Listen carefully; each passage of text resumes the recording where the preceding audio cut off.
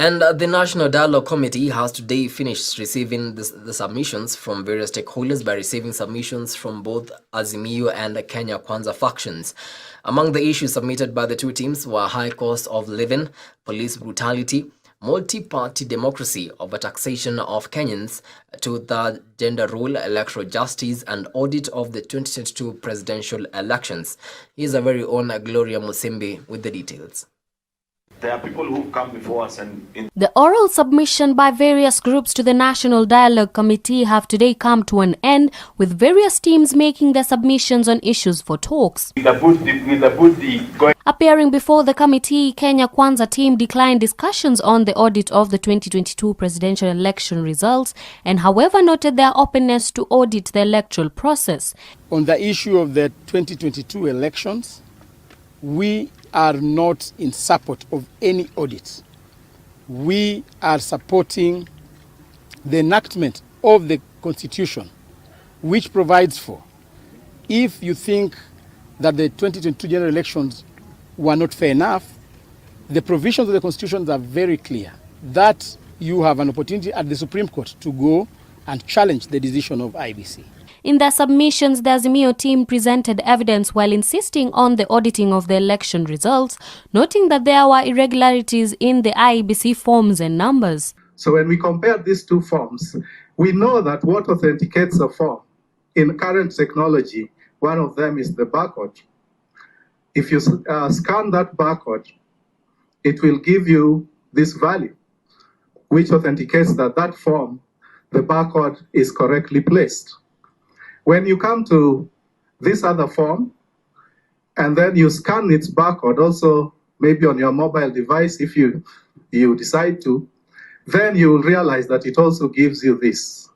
Apparently, the website that the barcode needs to point you to is pulled down and it no longer exists. So we have these forms and we were intelligent enough to pick them up while they were still online during the IEBC process. Azimio, however, addressed the systematic detainment of opposition leaders and called for a thorough and impartial investigation into all cases of police brutality. Kenya Kwaanza are also supporting the role of opposition in keeping the government accountable and propose for Parliament to consider a legislative establishment of the office of the leader of the official opposition so as to institutionalize governance, strengthening of oversight and deepening democracy. As Kenya Kwaanza, we want to affirm that we support the entrenchment of the leader of opposition. It is our considered view that Parliament should enact the legislation to establish the office of the leader of opposition. This is an important office in promoting inclusivity.